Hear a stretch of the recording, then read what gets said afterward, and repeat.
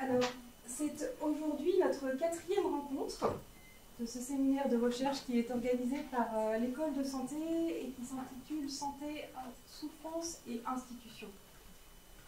Les intervenants précédents nous ont rappelé à chaque fois les intrications entre douleur et souffrance. Ils nous ont amenés à les séparer pour pouvoir mieux les accompagner, pour pouvoir mieux aussi les écouter et pour pouvoir mieux les soigner. La douleur et la souffrance nous épuisent, nous tordent, nous défigurent. Et pourtant, l'expérience humaine touche bien souvent ce grand mystère de la réversibilité.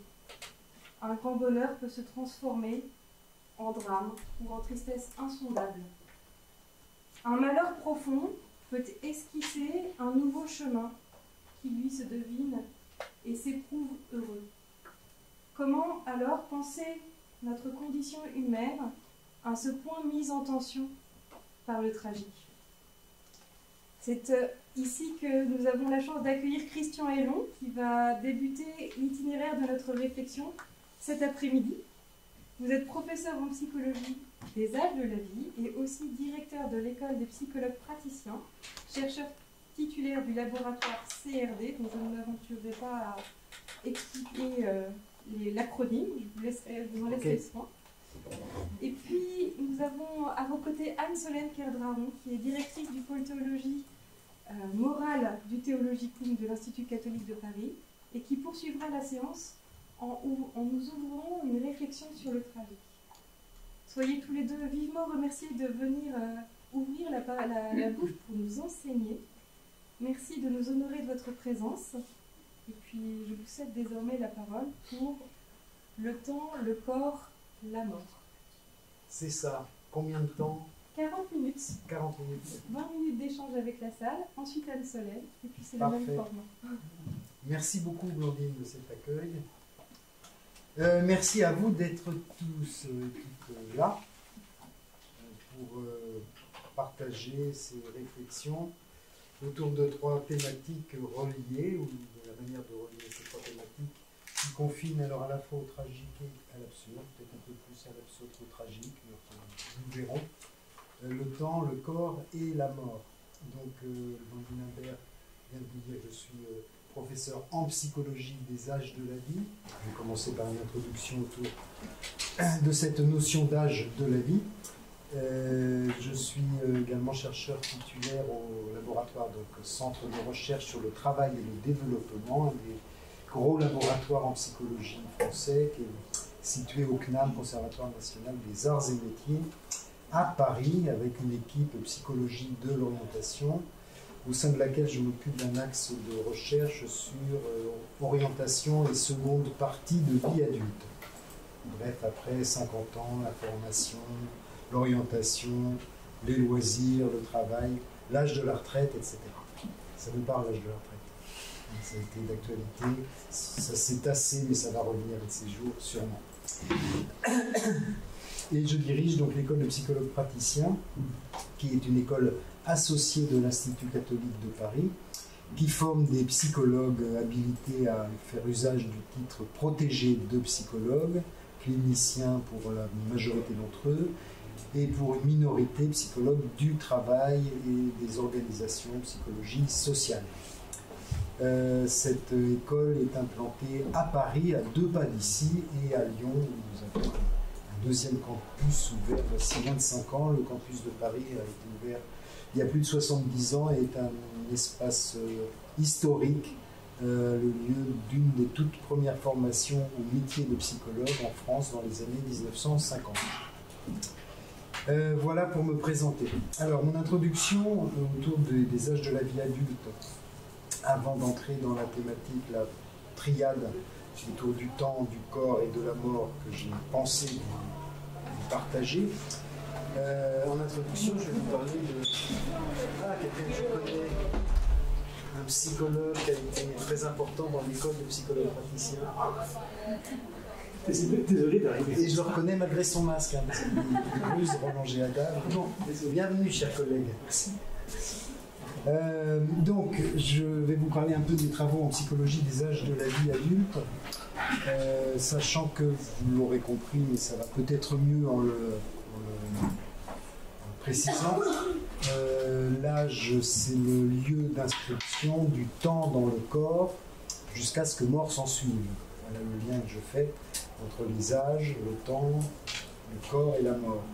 Lieu d'inscription du temps dans le corps, et j'ajoute avec un clin d'œil, j'espère, dénué de tout cynisme, jusqu'à ce que mort s'en suive, puisque l'on compte notre âge de la naissance à la mort, et pas après, si ce n'est pour des célébrations posthumes qui nous sortiraient de notre sujet. Jusque-là, ça va? Alors, je m'arrêterai quand ça n'ira plus, d'ici 40 minutes, ou avant.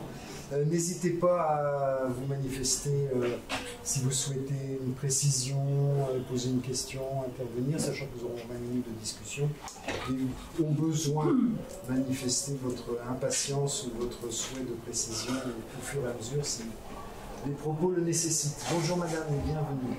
Je ne peux pas vous faire la même présentation que précédemment, car nous ne nous connaissons pas. Alors, je m'intéresse donc aux âges de la vie, et particulièrement aux âges de la vie adulte. Alors, qu'est-ce qu'est adulte? Je laisse la discussion à la période d'échange que nous aurons dans une quarantaine de minutes. Ça peut se définir en termes de maturité, d'autonomie, etc. Moi, j'ai tendance à définir l'âge adulte non pas en tant qu'âge chronologique, mais en tant que période de la vie de responsabilité. L'adulte, c'est celui qui est responsable. D'abord, dans un premier temps, responsable de soi, de ses paroles et de ses actes. C'est ce que nous inculquons à nos étudiants quand nous travaillons dans l'enseignement supérieur, l'entrée dans la vie adulte, comme apprentissage de la responsabilité de soi.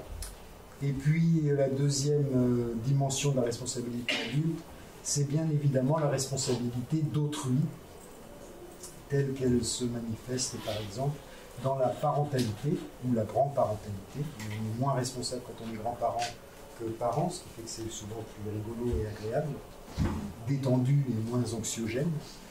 Voilà donc une manière de définir cette vie adulte entre la période de majorité, de construction de l'autonomie, de la responsabilité de soi, jusqu'à la fin de la responsabilité d'autrui, celle de ses enfants, mais aussi celle de ses collègues, de ses clients, de ses fournisseurs, des gens vis-à-vis desquels nous sommes responsables de ce que nous leur offrons, surtout quand on travaille dans le domaine de la santé. Je dirais peut-être un mot de la responsabilité considérable qu'il y a à mettre au monde des enfants, et puis peut-être aussi quelques mots de la responsabilité au moins aussi considérable qui consiste à devenir personne de confiance dans le cadre de la S et Onetti. Une nouveauté s'est produite voici quelques décennies, c'est que l'adulte d'aujourd'hui n'en finit pas de continuer à être responsable de ses enfants jusqu'à des âges avancés, notamment quand il fréquente des établissements d'enseignement supérieur privés payants comme celui que je dirige, car il faut financer les études jusqu'à 20, 22, 25 ans. Mais non seulement on est donc responsable de ses descendants jusqu'à un âge de plus en plus avancé, mais parallèlement, quand les descendants grandissent, voilà que l'on devient responsable de ses ascendants, parents, beaux-parents, voire grands-parents, âgés et dépendants. Donc la question de la responsabilité me paraît, de soi-même et d'autrui, me paraît très centrale pour dépeindre nos vies adultes contemporaines. Et puis la psychologie a de longue date traité de la psychologie de l'enfance, c'est encore un domaine riche en publications, pratiques, prévention, soins, etc.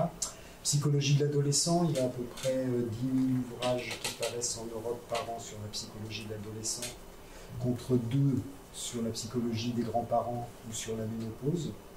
Je vous donne un ordre de grandeur un peu approximatif, mais qui sort des bases de données scientifiques et qui indique combien nous sommes focalisés sur les âges du début de la vie adulte, enfin du début de la vie, l'enfance et l'adolescence, et combien nous sous-estimons ne serait-ce que la ménopause ou la retraite, qui concerne beaucoup plus de gens qu'il n'y a d'adolescents dans nos populations. Et puis, bien sûr, il y a la psychogérontologie à laquelle je me suis formé, qui a été mon début. J'ai publié un ouvrage chez Duno qui s'appelle Accompagner le grand âge, etc. Et c'est en une sorte de rétrochronologie que je me suis intéressé à ce qu'il y a entre l'adolescence et la vieillesse, donc cette fameuse vie adulte. J'ai résumé mes travaux dans un ouvrage qui est paru en 2021 aussi aux éditions Duno, qui s'appelle Psychologie des âges de la vie adulte, que je vous conseille et vous recommande évidemment vivement. Il est sans doute à la bibliothèque de l'ICP, sinon il y a la bibliothèque de l'école de psychologues praticiens et il se trouve dans toutes les bonnes librairies. Il vous permettra de prolonger ce que je vais faire, ne faire que aborder succinctement, esquisser dans le propos qui vient. Alors, le lien entre l'âge, le temps, le corps, la mort, c'est que l'âge, c'est le lieu d'inscription du temps dans le corps jusqu'à la mort. Et à partir de là, je voulais vous rappeler un peu vous apprendre, vous intéresser à quelques éléments de cette psychologie des âges de la vie adulte. J'y soulignerai 3 phénomènes, 4 notions, et je finirai par une référence à un adulte célèbre, à ses 90 ans, Claude Lévi-Strauss. Les 3 phénomènes sur lesquels travaille cette psychologie des âges de la vie adulte sont les suivants: l'âge subjectif, le calendrier intime, et ma contribution, pour sa modeste part, concerne les anniversaires, la manière dont les gens fêtent ou réagissent à leurs dates anniversaires au cours de la vie adulte, entre 30 et 80 ans. C'est sur cette échelle d'âge que je me suis penché. L'âge subjectif, vous comprenez la notion, je ne vais pas entrer dans les détails, c'est l'étude du décalage qui existe entre l'âge chronologique, celui que nous donne notre état civil et notre calendrier, sachant que de par le monde, il y a sans doute plus de 2 êtres humains sur 5 qui ignorent totalement leur âge, qui ne le connaissent que de manière très approximative, parce que soit l'état civil n'est pas fiable, soit ils sont situés entre plusieurs calendriers, par exemple le calendrier de l'Hégire et le calendrier grégorien, ou le calendrier chinois et le calendrier julio-grégorien, etc., etc. Donc ça crée des imprécisions quant à la notion d'âge qui, en Occident, apparaît aussi incontestable. Un des premiers psychologues, Alfred Binet, a parlé d'âge réel. Bon, là où je parle d'âge chronologique, c'est une question de mesure du temps. Et le décalage qui existe entre l'âge que l'on croit avoir, que l'on ressent avoir, que l'on aimerait avoir, auquel on s'identifie, n'est pas toujours, à partir de 30 ans, celui que l'on a. Et les études montrent, avec des différentes échelles de mesure, qu'il serait soporifique de vous décrire cet après-midi, mesure qu'il existe très généralement un sentiment d'âge subjectif inférieur à l'âge chronologique, ce qu'on appelle un rajeunissement d'âge subjectif. Il existe aussi ponctuellement des périodes de vieillissement. La langue française l'exprime fort bien quand on dit qu'on a pris un coup de vieux. Alors ce sont les deuils, les révélations de maladies, les séparations, les handicaps, le chômage et les maladies ou les accidents de santé qui vont faire que l'âge subjectif rejoint, voire dépasse brusquement l'âge chronologique. Mais globalement, quand les choses sont égales par ailleurs, l'être humain a tendance à se défendre de son avancée en âge en se sentant plus jeune qu'il n'est réellement. À cela, alors ça a été étudié, juste quelques auteurs que vous pourrez avoir plaisir à retrouver, ça a été étudié dès les années 70, 1970, par un Américain du nom de Robert Kastenbaum, et je viens de participer au jury de thèse de Madame Sophie Tripon, qui a travaillé sur les incidences de l'âge subjectif dans les décisions de carrière chez les adultes en France. Comment, en fonction de la manière dont je vis mon âge, j'ose ou non repartir en formation, démissionner, bâtir un nouveau projet professionnel, faire une bifurcation de carrière, etc. Vous trouverez sur Internet les premiers travaux de Sophie Tripon, qui sont très actuels. Deuxième phénomène, deuxième notion, le calendrier intime, c'est dû à une américaine qui s'appelle Berenice Neugarten, Neugarten, dans les années 90, dans un ouvrage fameux intitulé The Meanings of Age, les significations de l'âge, où elle étudie, elle remarque que la plupart d'entre nous, nous donnons ce qu'elle appelle le self-calendar, que j'ai traduit par calendrier intime. Ces travaux ne sont pas officiellement traduits en langue française, donc c'est ma propre traduction que je vous soumets. Les traductions est toujours un peu trahison, vous le savez bien. Calendrier intime ou self-calendar, c'est-à-dire la manière selon laquelle je me projette à dans 5 ans, dans 10 ans, dans 15 ans, dans 20 ans, dans 30 ans. Par exemple, avoir un enfant avant 30 ans, avoir fini de payer les échéances de l'appartement ou de la maison avant 50, avoir fini de payer les études de ses enfants à 55, prendre sa retraite, alors pour les Français le plus tôt possible, pour d'autres dans d'autres âges, ça varie beaucoup selon les cultures. Donc des échéances souhaitées ou souhaitables vis-à-vis desquelles on oriente un peu son existence d'une manière certes imaginaire, un peu magique, mais qui fait que nous nous sentons en phase ou pas avec notre âge de la vie, selon que nous ayons atteint ou pas ces objectifs que nous nous sommes donnés, parfois il y a plusieurs décennies en amont.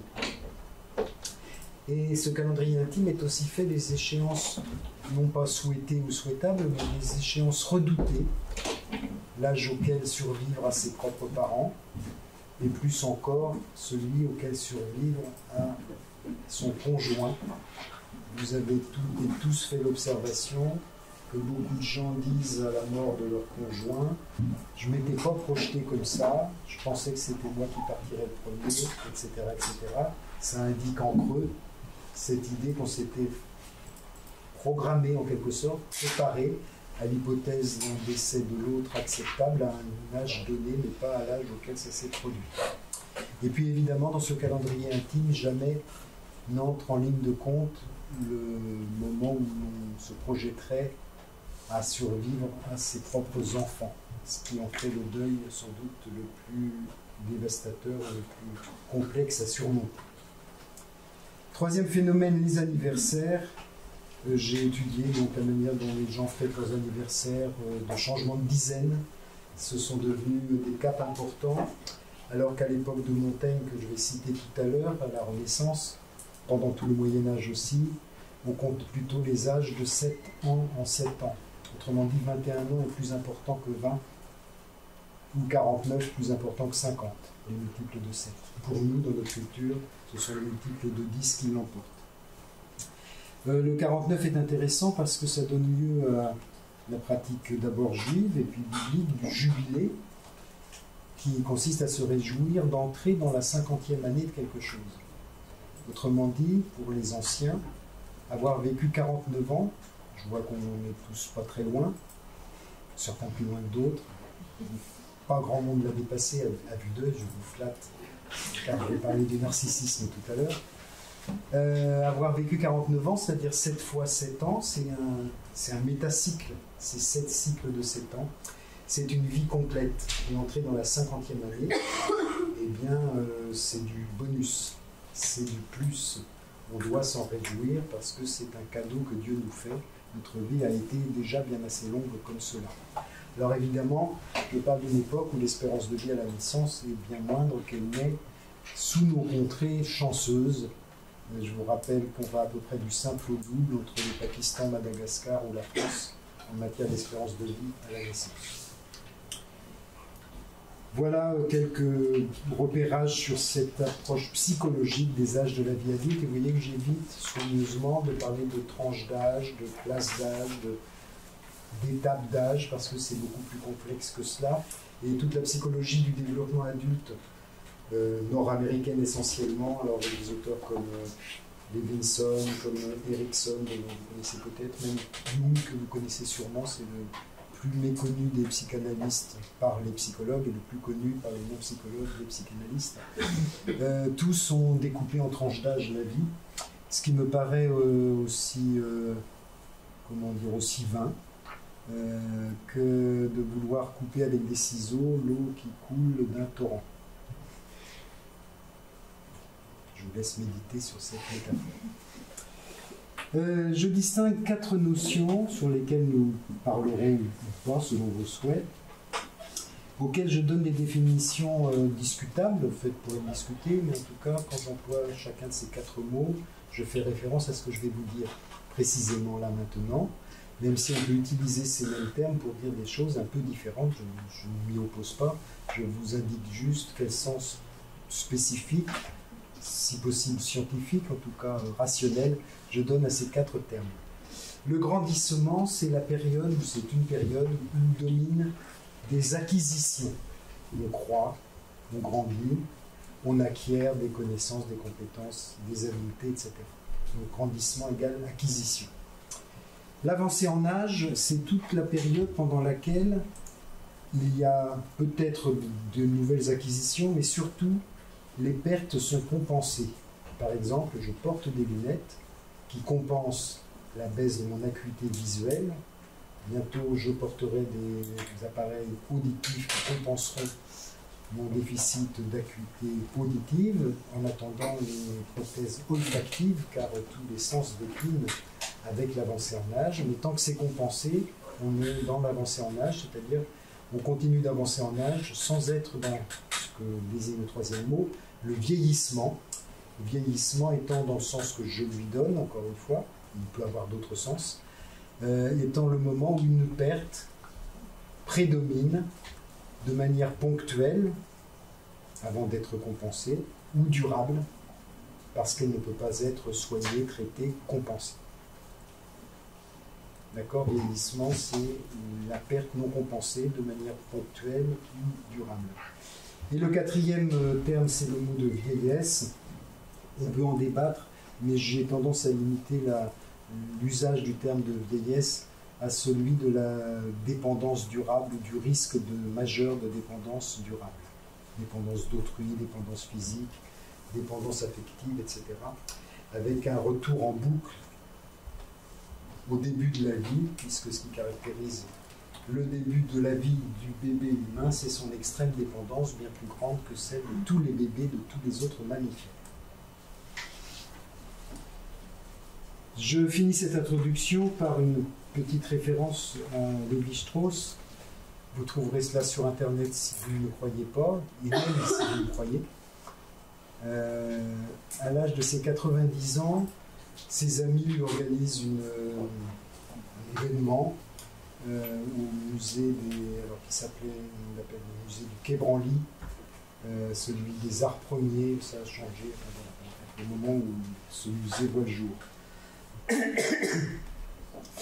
Il a 90 ans et dans son discours, semble-t-il improviser, et j'aimerais pouvoir improviser à 90 ans, et même à mon âge qui est moindre, aussi bien que Claude Lévi-Strauss, il improvise en disant c'est une grande surprise pour moi, la surprise la plus étonnante de mon existence, c'est d'avoir atteint cet âge de 90 ans, je ne m'y attendais pas, je ne me projetais pas du tout. Donc il n'avait pas intégré à son calendrier intime l'idée de vivre jusqu'à 90 ans. Et là il cite Montaigne, vous avez sans doute compris ou lu quelque part ou repéré que Lévi-Strauss est un grand admirateur de Michel de Montaigne. Alors, je ne vais pas avoir le temps de développer toute la pensée de Montaigne sur les âges de la vie, il en parle régulièrement. Il marque son anniversaire des 37 ans en se retirant de sa tour d'ivoire, c'est un des premiers catholiques à fêter son anniversaire à l'époque où les catholiques préfèrent la fête des saints et trouvent que la fête anniversaire est un péché d'orgueil, et c'est les protestants à la même époque qui vont réhabiliter les anniversaires. Voilà. Alors Lévi-Strauss cite Montaigne, mort à 59 ans lui, en disant, qui dit, Montaigne, en vieillissant, je deviens un demi-homme puis un quart d'homme. C'est-à-dire je m'amenuise, je me réduis. Et Lévi-Strauss dit, c'est pas ça que je ressens. Moi, je me sens comme un hologramme brisé, dit Lévi-Strauss. Chaque partie a la mémoire vive du tout, mais le tout n'existe plus. Et je vis, dit Lévi-Strauss, un dialogue incessant entre le moi virtuel, mon moi virtuel qui continue d'échafauder des projets, de livres, de voyages, et mon moi réel qui répond, ce n'est plus mon affaire, je ne peux plus le faire. Et je trouve que dans cette métaphore du moi virtuel qui continue d'espérer, de vouloir, et du moi réel, la pesanteur du corps, le réel du corps, que je commenterai dans quelques instants, on a bien cette intrication du temps, du corps et de la mort qui pointe, qui rôde, qui se rapproche. Alors, je vais maintenant développer mes trois termes. Le temps d'abord, le corps ensuite, la mort enfin. Sur le temps, je vais prendre les choses sous un certain angle, comme ce que je viens de faire concernant les âges de la vie. À partir de quelques auteurs, je ne vais pas en mentionner beaucoup, mais il y en a beaucoup que je pourrais appeler à la rescousse ou auxquels je pourrais vous référer si nous étions dans un séminaire de master avec prise de notes et dissertation à la clé, etc. Je vous renvoie à un ouvrage d'approche facile et en même temps consistante de Pascal Chabot, C-H-A-B-O-T, récent, en 2021-2022. Il appelle ça un essai de chronosophie, de sagesse du temps. Et le titre, c'est « Avoir le temps ». Il remarque, Chabot, dans cet ouvrage, que ce qui caractérise beaucoup les Occidentaux, c'est qu'il manque de temps. Et que c'est une construction socio-culturelle, puisqu'après tout, on a tous le même temps, tout dépend de ce que l'on en fait. C'est repris récemment dans un très bel ouvrage sur l'histoire du travail d'un Américain qui s'appelle James Sussman. Ça a été traduit en français par « Travail et la grande affaire de l'humanité ». Mais le titre original et originel de Sussman sur le travail depuis 20 000 ans d'humanité, c'est pas « Travail et la grande affaire de l'humanité », le titre c'est « How do we spend our time ?» Comment nous dépensons notre temps. Et je trouve que ça relativise beaucoup de choses que de voir le travail comme une activité qui, in fine, est une utilisation, un usage du temps. Un ouvrage très plus consistant et puis qui intéressera les plus empreints de christianisme parmi vous, c'est Chronos de François Hartog. Alors il y aurait bien d'autres auteurs, hein, je ne les ignore pas, je ne vais pas tous les mentionner.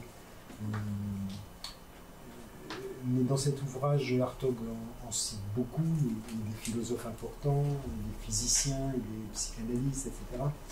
Il marque l'apport du christianisme à la culture temporelle, ce qu'il appelle un régime d'historicité. En psychologie, on parlerait plutôt de temporalité, en disant que le christianisme apporte quelque chose du moment présent, notamment sous la forme épiphanique, là où les autres cultures du livre sont plus sur le régime du passé. Et puis un autre ouvrage qui m'a beaucoup marqué, parce qu'il fut mon directeur de thèse et mon maître en matière d'âge de la vie et d'approche du temps, c'est Jean-Pierre Boutinet qui a travaillé sur le projet, mais aussi sur la vie adulte, qui était mon maître à l'Université catholique de l'Ouest à Angers, où j'ai fait un bout d'études et un doctorat, et où j'ai travaillé. Il a publié, voici 20 ans maintenant, Vers la société des agendas, qui est un ouvrage très intéressant sur la manière dont nous hypothéquons notre avenir comme s'il était toujours du présent. C'est ça l'agenda, on passe un temps fou à être dans l'immédiateté. Voilà quelques auteurs dont je m'inspire pour vous dire que les régimes d'historicité au sens de François Hartog, les temporalités telles que je les définis, peuvent être réparties en trois grandes catégories. Je vais prendre des mots grecs. Première catégorie, chronos, le temps de la durée. Deuxième catégorie, kyklos, le temps cyclique. Et troisième catégorie, crisis ou kairos, la crise ou la présence. Alors chronos, c'est la temporalité de la durée, c'est la temporalité, pourrait-on dire, de la modernité, tournée vers l'avenir, modernité tournée vers l'avenir, au moyen particulièrement du progrès et du projet. Modernité tournée vers l'avenir, au moyen notamment, particulièrement, du progrès. La modernité se caractérise par la confiance dans le progrès, technologique, scientifique, social, etc. Il n'y a pas d'antivax dans la modernité. On croit dans la science. et le projet, c'est-à-dire qu'on mise sur l'avenir comme espace d'élaboration de possibles ou d'inédits. Cette culture tournée vers l'avenir ne s'intéresse au présent que pour ce qu'il a de nouveau. Les informations, on appelle ça les nouvelles. Quand on rencontrait quelqu'un à la fin de la modernité tardive, dans les années 70-80, on disait quoi de neuf? On s'intéresse au nouveau, à la nouveauté, au neuf, etc. À ce qui annonce un avenir en transformation positive, dans l'immédiat. Et puis elle regarde le passé sous l'angle scientifique de l'histoire. Elle essaie d'élaborer un inventaire exhaustif et mise en perspective du passé au moyen de la science historique. La temporalité du Kyklos, c'est la temporalité plutôt classique, voire traditionnelle, des cycles, du cycle des saisons, du cycle liturgique, du cycle de la semaine, du cycle des retours de date annuels comme les anniversaires, etc. C'est fondé, cette temporalité est fondée sur le passé, elle est moins tournée vers l'avenir, elle est fondée sur le passé, à l'aide de mythes fondateurs. Au présent, elle réactualise, elle revit, elle remet en scène ces mythes du passé, c'est ce qu'on appelle les rites, qui évoquent toujours un mythe fondateur issu du passé. Et l'avenir est prévu par le passé, contenu dans le passé.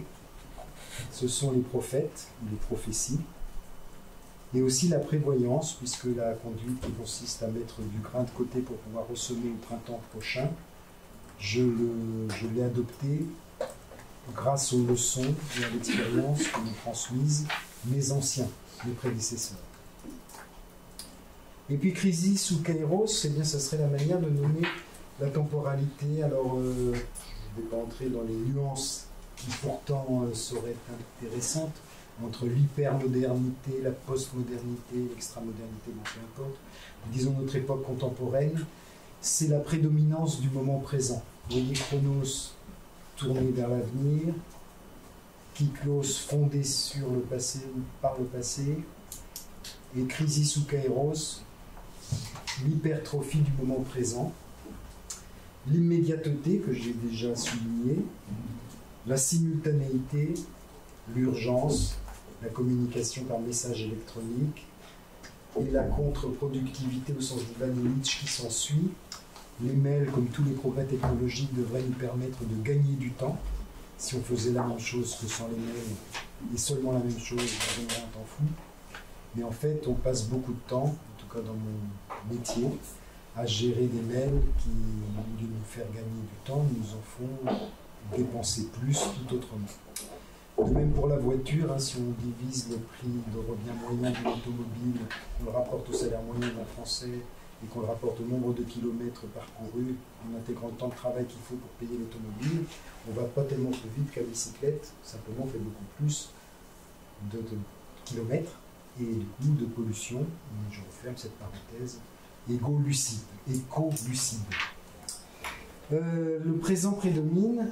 Alors ça se caractérise par une méfiance vis-à-vis de l'avenir. Inutile de la commenter dans la période que nous vivons. L'Ukraine, la Palestine, mais aussi l'écologie, les cataclysmes, l'anthropocène, etc. Cette méfiance vis-à-vis de l'avenir, elle est marquée par des conduites de prévention et de précaution. La prévention, c'est bien prévenir les risques dont on ne veut pas qu'ils se produisent. C'est l'inverse d'un projet qui vise un inédit ou impossible, c'est éviter que quelque chose n'arrive. Et puis le passé est idéalisé sous la forme de la nostalgie et de l'obsession de mémoire. Il y aurait beaucoup à dire. Ricoeur y a déjà réfléchi, la mémoire, l'histoire, l'oubli. Le devoir de mémoire, le droit de mémoire, la mémorisation de nos archives, Internet, etc., etc. La mémoire est une véritable obsession contemporaine. Alors nous sommes soit en crise, le présent patine, crisis, soit en attente et en espérance et en réalisation, pourquoi pas, de Kéros, le moment opportun, le moment propice, le présent, non pas du temps présent qui nous envahit, mais le moment de la présence au monde, aux autres et à soi-même. la façon dont je le formule, la présence au monde, aux autres et à soi-même, revient pour partie à ce que le philosophe et sociologue Arthur Rosa, allemand, a résumé dans ses deux principaux ouvrages, le premier sur la société de l'accélération et le deuxième sur la résonance, comment malgré l'accélération, tout va plus vite, retrouver ou trouver ou conserver de la résonance, être en résonance avec le monde, avec lui, avec soi-même. J'en viens à mes réflexions sur le corps avant de conclure par la mort. Toute une approche pourrait nous laisser penser à juste titre que le corps a été très délaissé, trop délaissé par la psychologie. Pendant longtemps, en psychologie, la question du corps, c'est à peu près, je résume à trop gros traits, c'est le temps qui me reste, qui m'oblige à raccourcir mon propos et peut-être à le caricaturer. Une grande partie de la psychologie a résumé la question du corps à la question de l'image, du reflet dans le miroir, du stade du miroir, etc. On pourra y revenir, de ce qu'on appelle le narcissisme, c'est-à-dire le regard sur soi-même, ou ce qu'on appelle de manière peut-être un peu plus sophistiquée, la réflexivité, le reflet, la réflexion sur soi. Pour autant, le corps, c'est l'espace et le lieu, je cherche un autre mot, de perception du présent. Et puis aujourd'hui, ça donne lieu à d'énormes diffusions en psychologie, notamment ce qu'on appelle la psychologie épigénétique. Oui, ce que c'est, il faut que je précise un peu, c'est-à-dire la manière dont le génome nous conditionne, mais peut être influencé par l'environnement, les conditions de vie, l'hygiène de vie, etc. Et par exemple, les études de tout ce qu'il y a de scientifique démontrent qu'une pratique régulière, mais pas extrêmement assidue, de la méditation, de pleine conscience, c'est une méthode que je ne vais pas décrire là maintenant, pendant quelques mois, permet de rallonger les télomères. Les télomères, ce sont cette partie de l'ADN et des chromosomes qui programment notre espérance de vie restante. Donc on a une action de pratique que j'appellerais psychologique ou cérébrale ou spirituelle ou psychocorporelle, il faudrait débattre à l'infini, en tout cas qui a des effets génétiques simplement objectivés depuis quelques années. Et puis il y a toute la psychologie de la santé qui justifie ces réunions sur santé, souffrance et institution. L'école de la santé fondée par l'Institut catholique de Paris, voici peu, auquel je suis fier de contribuer. Et cette psychologie de la santé nous apprend que la maladie, eh bien c'est ce que disait Lévi-Strauss avec son moi réel, c'est le réel du corps qui s'impose. À tel point que lorsqu'on est mort, on désigne le mort par ce terme, le corps. C'est ça, n'être plus qu'un corps, c'est être quelque part un corps mort. Alors évidemment, il faudrait passer par Descartes et plein d'autres, l'âme, le corps, l'esprit, la psyché. On en parlera, j'essaie de respecter mon temps de parole. Évidemment, j'ai bien conscience que ça ouvre beaucoup de dimensions. Il y a aussi la question du sport, qui est, comme vous le savez, une pratique du corps, qui vise dans certains moments, sous certains aspects, la performance. Alors, ça va être bientôt, je ne sais pas si vous en avez entendu parler, les Jeux Olympiques, qu'on envisage aussi dans cette peur et méfiance de l'avenir comme une source potentielle de catastrophes terroristes, écologiques, d'immobilisation générale.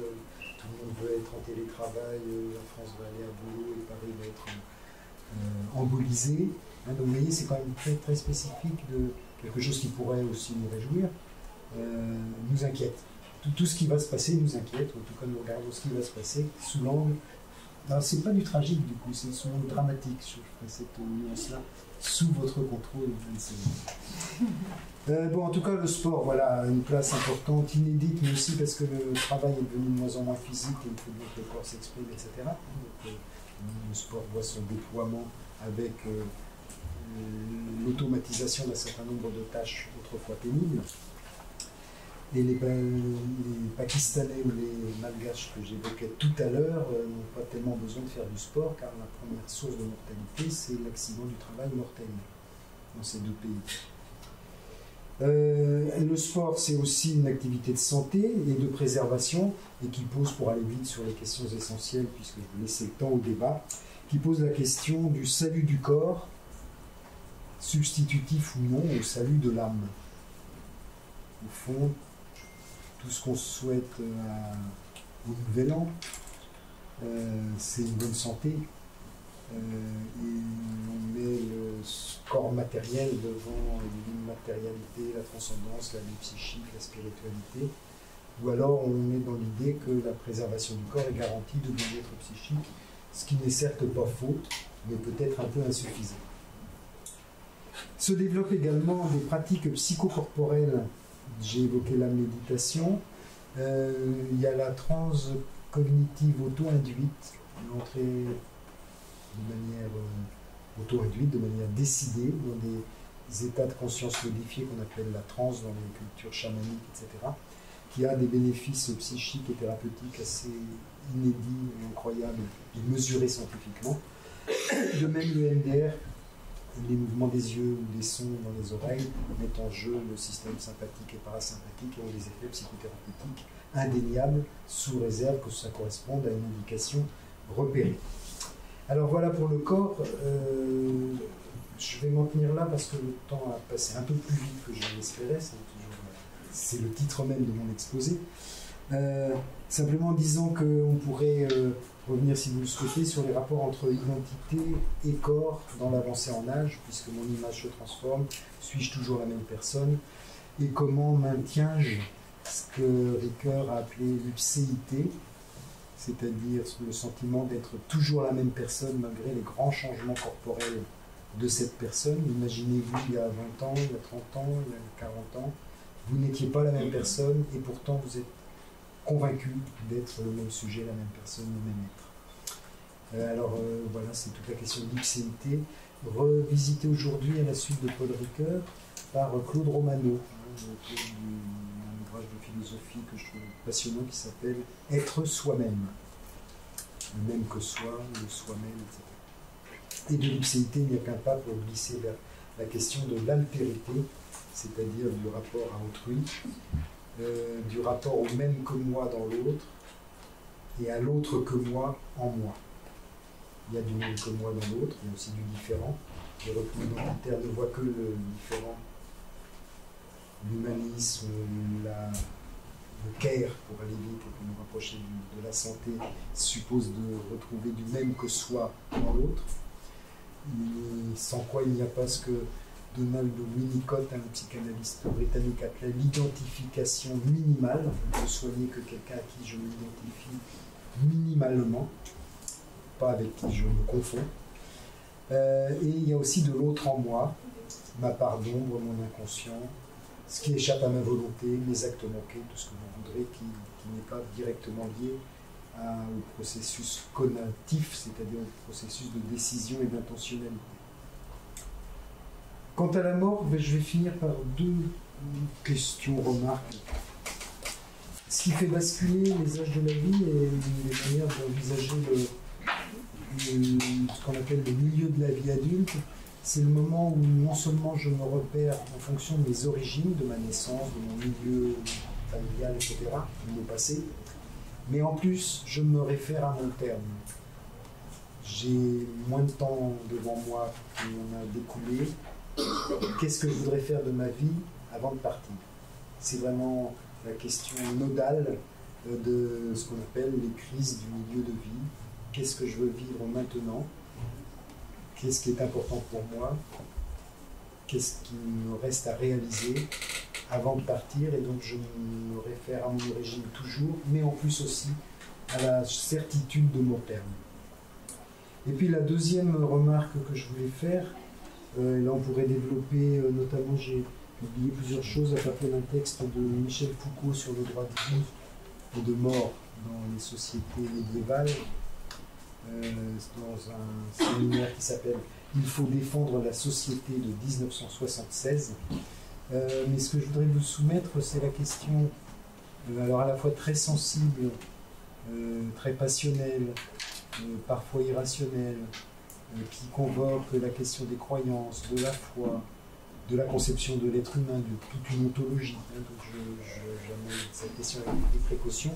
Mais pourrait-on envisager, alors peut-être pas sereinement, mais rationnellement et entre adultes responsables de soi et d'autrui, la question de savoir dans quelle mesure le fait que nos sociétés aient développé les naissances voulues n'a pas pour conséquence qu'on aspire, ou que certains aspirent à la mort choisie, comme si naissance voulue et mort choisie étaient les deux versants anthropologiques d'une même maîtrise, d'une même volonté de responsabilité sur la vie et sur la mort, responsabilité autrefois dévolue au surnaturel, à la chance, au hasard ou à Dieu.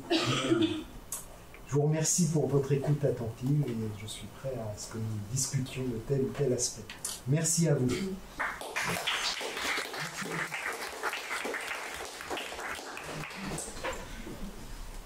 Est-ce que certains d'entre vous ont des questions? Ou alors, j'ai le bureau. Moi, j'étais interpellée par le fait que vous parliez des âges de la vie, donc de l'âge adulte, Ouais. par le fait de porter la responsabilité d'autrui. Parce que du coup, dans la vieillesse, si j'ai bien retenu votre définition, c'est le moment où on fait l'épreuve de devenir de nouveau sous la responsabilité d'autrui, et pourtant, on est encore adulte. C'est ce que j'ai écrit dans les années 2010 quand j'ai fait mon bouquin de gérontologie. Et puis depuis j'ai vécu beaucoup d'expériences qui me laissent dire que... Alors on est adulte du point de vue du droit, du point de vue... Alors ça a été rappelé par exemple par la loi d'adaptation de la société au vieillissement, hein, qu'une personne, quel que soit son âge, sa pathologie, sa dépendance, ne doit être interdite d'aller et de venir. Autrement dit, les digicodes dans les EHPAD sont illégaux. Seulement, j'ai connu beaucoup de gens qui sont directeurs d'EHPAD qui y travaillent, qui sont résidents, c'est intenable. Mais de fait, du coup, on prive ces personnes d'un des attributs de l'adulte, qui est la liberté d'aller et de venir. C'est une question très complexe. Alors, je voudrais être bien compris. Je ne veux pas dire que les plus âgés d'entre nous ne sont pas des adultes et doivent être infantilisés. J'espère ne pas avoir laissé planer le moindre doute, mais je préfère le formuler aussi clairement que cela. Donc pas de tutoiement, pas de familiarité, pas de domination, pas de maltraitance, enfin, etc. D'ailleurs, les enfants ne doivent pas non plus être maltraités. Donc là, on est adulte du point de vue du droit, jusqu'à la fin de ses jours, on est citoyen, etc. Mais après, du point de vue de la responsabilité ou de la dépendance, force est de constater qu'effectivement, nos médecines avancées permettent à des gens de survivre à des états très avancés de dépendance dans lesquels on est sous la responsabilité d'autrui, ce qui ne veut pas dire qu'on doit être considéré comme simplement un objet de soin. Donc évidemment, là, il y a toute la question. J'aurais peut-être pu développer la question du corps objet de soin, ou du corps sujet, enfin, du sujet désirant avec un corps. J'espère lever l'ambiguïté. Merci beaucoup.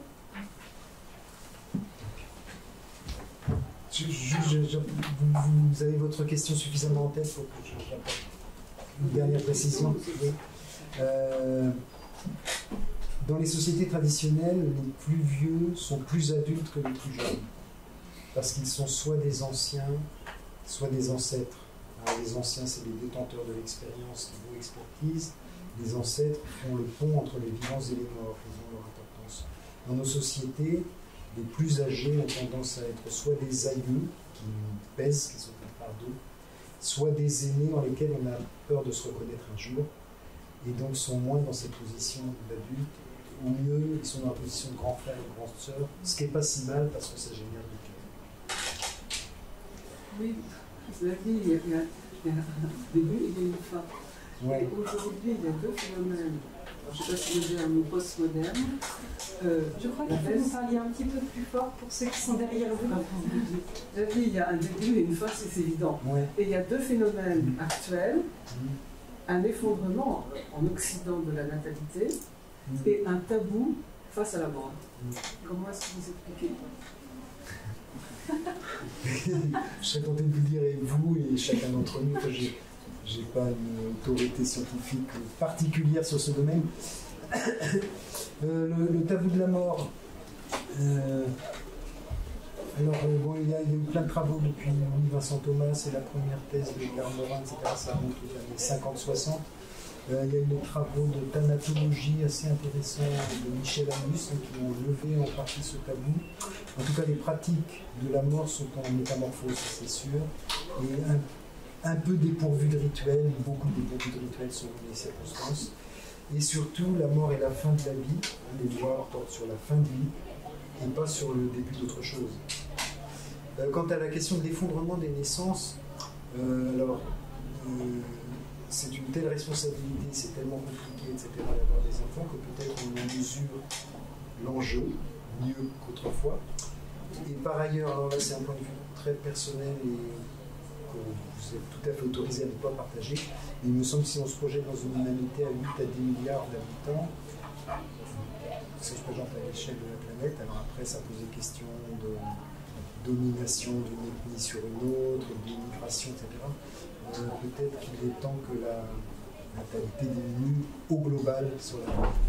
Cela dit, un prospectiviste australien vient de publier une étude selon laquelle on a des scénarios de l'Anthropocène à 9-10 milliards d'habitants sur la planète jusqu'à 2100-2200. Et lui calcule autrement en observant un encore plus fort effondrement de la natalité, mais qui partait de beaucoup plus haut des pays du Sud et notamment d'Afrique et de l'Asie. Et que du coup, selon lui, on aurait une bonne chance d'arriver à 4 milliards d'êtres humains ou 5 en 2100. Du coup, il n'y aurait plus de problème ni de pollution, ni d'écologie, ni de surconsommation, ni d'énergie, etc. Alors, voilà ce que je dirais. C'est un point de vue qui n'est pas militant non plus, mais qui n'est pas scientifique.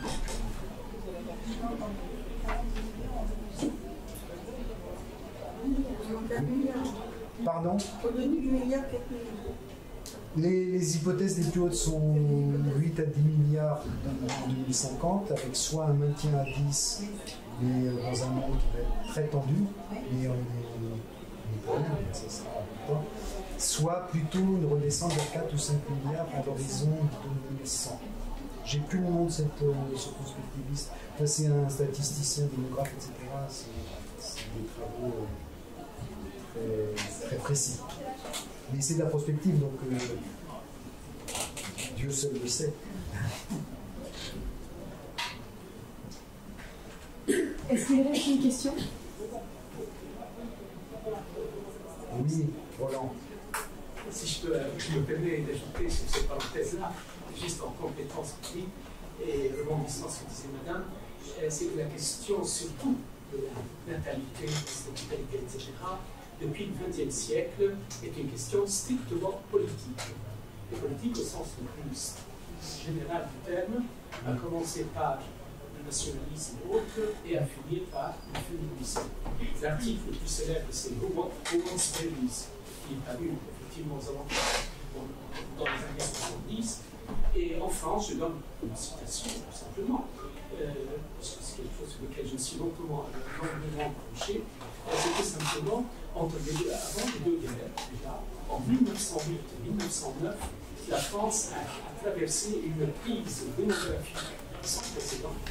Donc, le slogan était par tout le monde adopté, y compris l'Église, y compris la Sorbonne, y compris les syndicats de médecins, etc. C'était effectivement, il nous faut à tout prix des enfants, même si la naissance hors mariage est une chose absolument immorale et non désirée, il faut absolument parvenir parce que il faut sauver la France, etc., etc. Ce discours entre les deux guerres a évidemment été à son apogée. Et ce qui est confirmé de nos jours, c'est que les sociétés, et je termine en disant simplement l'appel de M.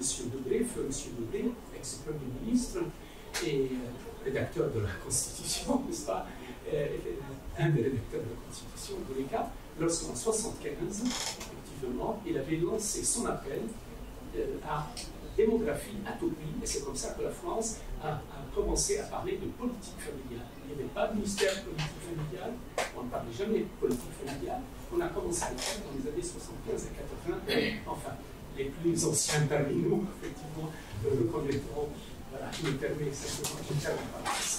Merci. Alors, je vous en prie, une dernière question rapidement pour laisser le temps de parole à Anne-Soleil. Si on reprend le titre de cet après-midi, si la mort est associée à l'absurde, à la souffrance, à la fin de vie, comment redonner de l'espérance et sinon pourquoi ne pas aller directement à l'euthanasie? Si aujourd'hui, pour notre société, mort égale souffrance, absurde, fin de vie. Ouais, en revoyant le titre, je voulais dire la mort fait souffrir, mais n'est pas forcément souffrance. Et j'espère avoir dit peut-être maladroitement qu'elle n'est pas forcément la fin, ou qu'elle peut être aussi considérée comme autre chose. Parce que c'est quand même, je trouve, au cœur du débat actuel. Mais après, la question de l'espérance, je pense que ça fait très bien transition. Anne-Soleil, on vous laisse la parole sur les questions du tragique.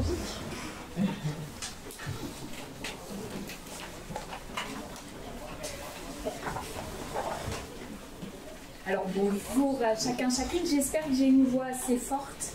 Et si au fond, à un moment, je baisse, et ben vous manifestez. Voilà. Et donc merci beaucoup, Blandine, de cette invitation. Alors, quelques mots peut-être pour commencer et pour situer le lieu d'où je parle. Et du coup, sur l'enracinement de mon propos également. J'ai été, avant d'être enseignante ici à l'Institut catholique de Paris, j'ai été pendant 2 ans, il y a quelques années, aumônier d'hôpital à Marseille. Et en particulier, j'étais spécialement missionnée pour visiter les services de grossesse à risque et de néonat. Des services où les situations que nous y rencontrons nous mettent pour le coup face à la vulnérabilité commune de l'existence humaine. Une existence humaine finie, vulnérable, mortelle. Des situations qui nous mettent face au corps souffrant, au corps défaillant, au corps blessé. Or, ces situations, quand je visitais les personnes, elles étaient très souvent qualifiées de tragiques par les personnes qui y étaient confrontées. Et cette référence au tragique, et avec elle plus largement à l'univers de la tragédie, pouvait être explicite, et à ce moment-là, c'était les mots tragiques qui étaient utilisés, tragédie, mais aussi parfois étaient mobilisés de manière implicite, en mobilisant tout l'univers sémantique de la tragédie.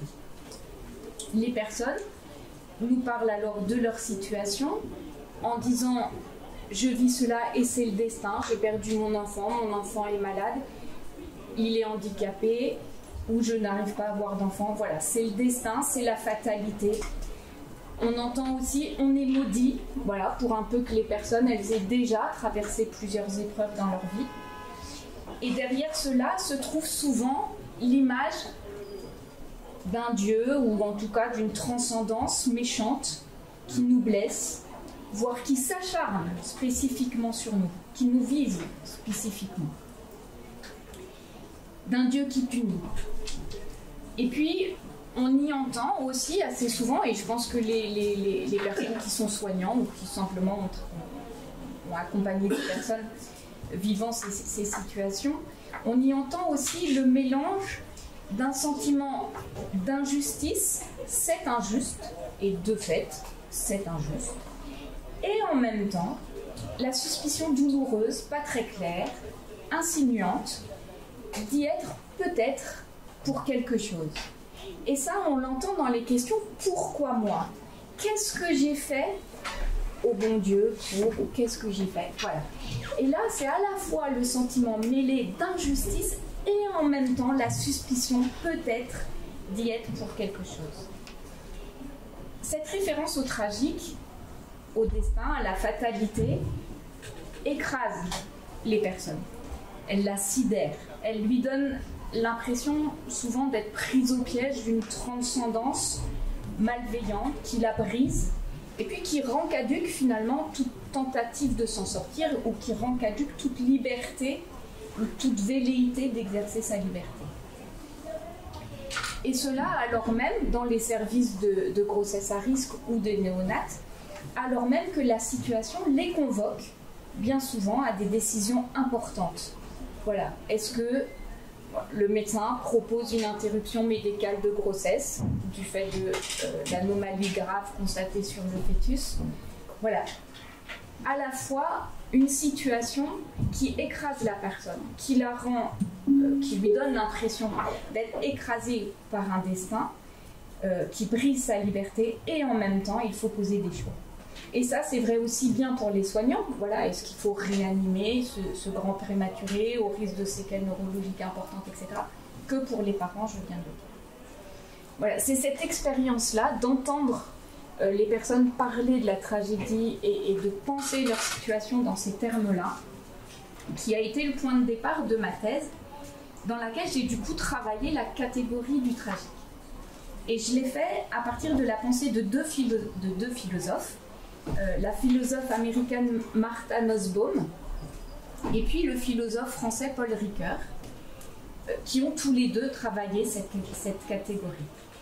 Ma visée étant en fait de définir, grâce à cette analyse-là, les conditions d'une éthique théologique accueillante aux fragilités humaines.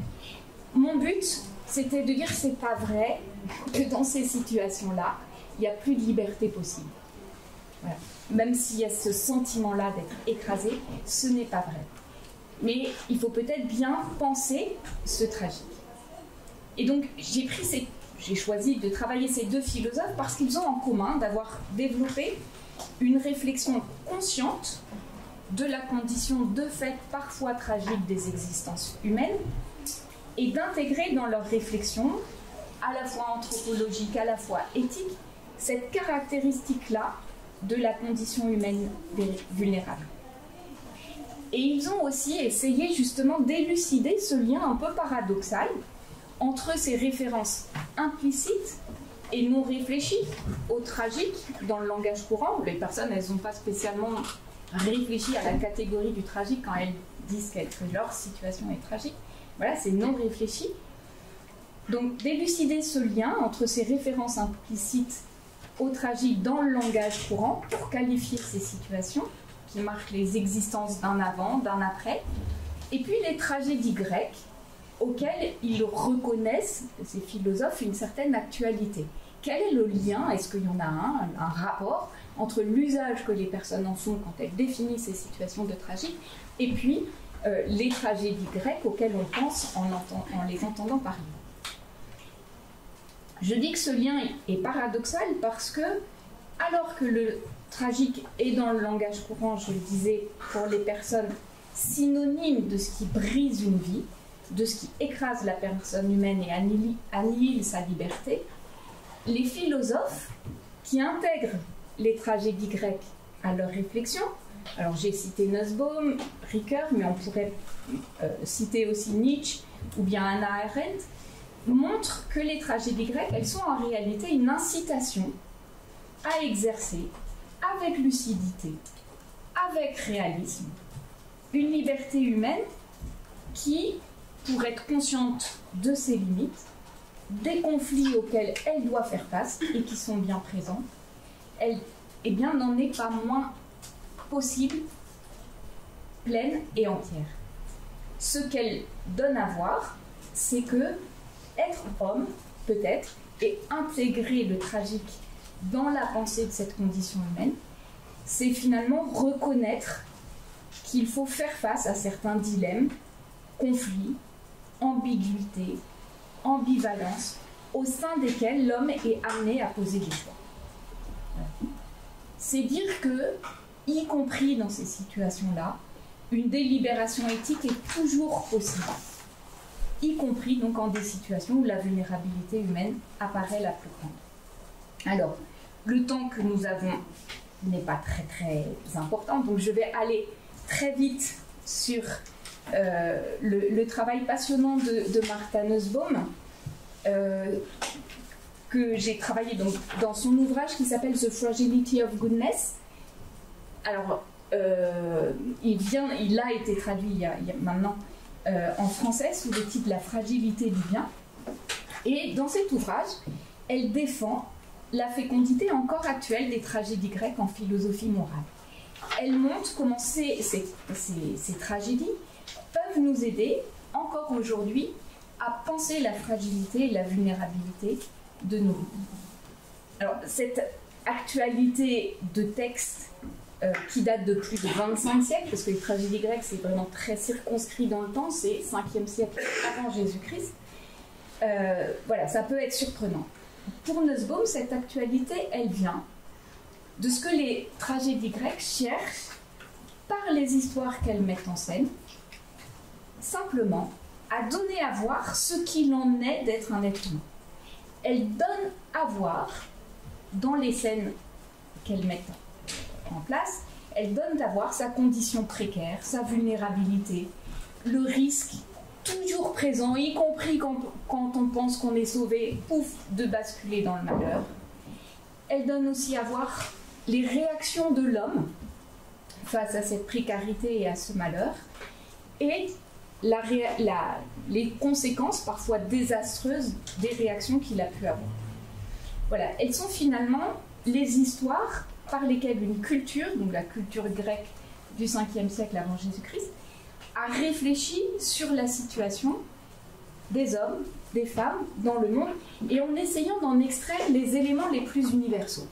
Voilà, pas du tout ce qui va distinguer un tel, et ils sont masqués, donc on ne peut pas les reconnaître, mais dans ce qu'ils vivent et dans leurs réactions, ce qui finalement caractérise le mieux et universellement la vie et la condition des hommes. Voilà. Et le passage par des histoires qui mettent en scène des caractères, qui mettent en scène des enchaînements d'événements complexes, rend visible, sensible, ce qu'une réflexion théorique pourrait parfois omettre. Il n'est que de voir certaines philosophies morales qui refusent l'existence même du tragique, qui la nient, et du coup qui ne la prennent pas en compte. La vulnérabilité, ce que montrent les tragédies grecques, c'est finalement la vulnérabilité, et que la théorie pourrait omettre, c'est la vulnérabilité des vies humaines au hasard, à la fortune, dit Martha Nussbaum, la mutabilité des circonstances, des passions, voilà, qui changent, qui peuvent changer, l'existence de conflits au sein des engagements humains, etc., etc. Et la mise en scène de ces histoires qui intègrent les débats qui ont lieu entre les différents protagonistes, avec leurs affirmations et convictions, mais aussi leurs incertitudes, leurs doutes, leurs angoisses, et puis qui ensuite dévoilent les conséquences des décisions prises, place finalement le spectateur au cœur de la complexité, de l'indétermination et des difficultés des délibérations humaines. On se rend compte que les tragédies grecques donnent non seulement à voir, au travers des histoires qu'ils mettent en scène, la précarité et la vulnérabilité humaine dans sa réalité crue, parfois violente. Voilà, il n'y a qu'à se souvenir des tragédies grecques que vous avez peut-être lues, au moins à l'école. Mais il dénonce aussi certaines réactions humaines face à ce tragique, qu'elles soient de l'ordre du fatalisme et de l'écrasement, ce que je disais tout à l'heure, ou bien d'une révolte qui, dans son refus du malheur, nie la réalité pourtant présente. Il montre le caractère délétère de certaines tentations qui se font jour alors dans les situations de fuir le questionnement éthique, de le simplifier, ou alors de le simplifier à l'extrême, ou d'opter pour la solution la plus rapide qui permette de tourner la page de ce cauchemar au plus vite. Voilà. Et dans mes visites en aumônerie d'hôpital, j'ai pu voir ces réactions tout à fait compréhensibles et tout à fait naturelles, comme nous le montrent ces tragédies. Or, s'il est une leçon de la tragédie grecque, elle est que c'est en reconnaissant la vulnérabilité humaine, en la regardant en face, pour la prendre en compte, que l'on a seulement des chances de trouver une voie, une brèche dans le tragique et le malheur, par où la liberté peut encore s'exercer et par où la liberté peut passer, et la vie peut passer. Voilà. Et les tragédies grecques, elles apparaissent donc ainsi, comme le montre Nussbaum, comme étant toujours une incitation à exercer avec lucidité, avec réalisme, une liberté humaine qui, donc, pour être consciente de ses limites, des conflits, encore une fois, auxquels elle doit faire face, est réellement présente. Voilà. Et que c'est peut-être cela, être homme, être capable de traverser et de faire face aux dilemmes, aux conflits, aux ambiguïtés, aux ambivalences. Voilà, donc je passe très rapidement sur le travail de Martha Nussbaum, que je vous invite par contre à aller lire, et je vais rester plus longtemps sur la réflexion philosophique de Paul Ricoeur, en ce sens qu'il me semblait qu'il convenait très bien au titre que vous aviez donné à cette séance, du tragique à l'absurde recherche de la sagesse, parce que c'est vraiment cela qui nous montre. La réflexion philosophique de Paul Ricoeur, elle est traversée de part en part par le tragique et la question du mal. De ses tout premiers travaux pour comprendre l'articulation du volontaire et l'involontaire, c'est le titre de sa thèse, jusqu'à son ouvrage posthume « Vivant jusqu'à la mort ». Or, le tragique est chez lui, et c'est ça qui m'a intéressée quand j'ai travaillé, et non seulement le tragique des auteurs grecs, auxquels il va faire référence explicitement, qu'il analyse avec les mythes de l'origine du mal, par exemple, dans la symbolique du mal, ou bien dans Soi-même comme un autre, pour ceux et celles qui connaissent, dans son interlude, il a un interlude qui fait rupture dans cet ouvrage, un interlude qui s'appelle « Le tragique de l'action ». Et j'en dirai quelques mots tout à l'heure. Donc le tragique, il est celui-là, le tragique des tragédies grecques, et il est aussi le tragique au sens commun du terme, comme peuvent l'employer les personnes visitées en hôpital. Au sens où il est dit que tel événement, tel dilemme, telle situation, tel drame qui s'abat soudain sur une existence est tragique.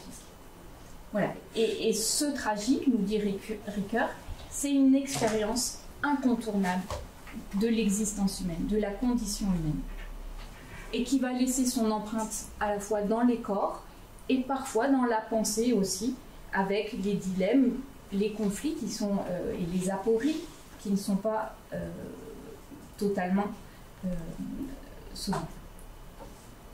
Ce tragique, on peut dire qu'il n'est pas que intellectuel chez lui, parce qu'il l'a aussi connu et traversé du début à la fin de sa vie. Voilà, il perd sa mère alors qu'il a moins de 2 ans, quelques temps après sa naissance. Son père, donc Ricoeur, est né en 1913. Son père meurt lors de la bataille de Verdun, donc il est orphelin à l'âge de 2 ans. Il perd sa sœur unique qui était malade de tuberculose et qui décède alors qu'elle a une vingtaine d'années. Et puis ensuite, c'est la Seconde Guerre mondiale. Il est fait prisonnier, 5 ans, dans les camps d'officiers, des prisonniers officiers. Et puis, enfin, plus tard dans sa vie, en 1986, l'épreuve terrible, qu'il appelle le vendredi saint de son existence, l'épreuve terrible du suicide d'un de ses fils, Olivier. Voilà. Ce tragique, chez lui, et ce qui sans cesse, d'une certaine manière, la réflexion et sa pensée philosophique, elle est réponse à ce tragique. Le tragique attise, relance sa réflexion constamment. Et ce tragique est chez lui ce qui fait rupture. Événement douloureux qui est éprouvé dans les profondeurs de l'être, qui blesse le cours d'une vie, la marque d'un avant et d'un après. Et sa pensée, donc, elle est comme suscitée, nourrie, mais aussi, du coup, éprouvée dans sa vérité. Voilà, je pense que quand on a traversé ce qu'il a traversé, et on le voit, par exemple, lorsque son fils Olivier se suicide, il relit une petite conférence qu'il avait écrite qui s'appelle Le mal au défi de la philosophie et de la théologie. Et il la relit en disant, bah voilà, je l'ai relu en l'apprenant pour moi. Et voilà, donc une réflexion qui ne se paye pas de mots d'une certaine manière, mais qui est écrite dans l'épreuve de cette vérité de vie. L'expérience de la souffrance est chez Ricoeur, et c'est aussi intéressant pour ce séminaire de recherche, l'expérience de la souffrance est chez Ricoeur un lieu fondamental de l'articulation qu'il opère entre le tragique, au sens commun du terme, et le tragique grec. Alors, on le voit dans une conférence que Blandine Imbert, à laquelle Blandine Imbert a fait plus qu'allusion, enfin qu'elle a analysé et dont elle a parlé dans sa conférence inaugurale de l'école de santé. Donc dans sa conférence « La souffrance n'est pas la douleur », Ricoeur va faire ce croisement-là entre le tragique au sens commun du terme et le tragique grec. Il propose dans cette conférence, il s'adresse à des psychiatres et il leur propose une phénoménologie de la souffrance. Il montre qu'elle est une expérience totale qui affecte l'existence humaine dans toutes ses dimensions, psycho-affective, relationnelle, physique, morale. Et cette appréhension et cette description de la souffrance rejoignent ce que le langage courant nomme par le terme de tragique, qualifie de tragique.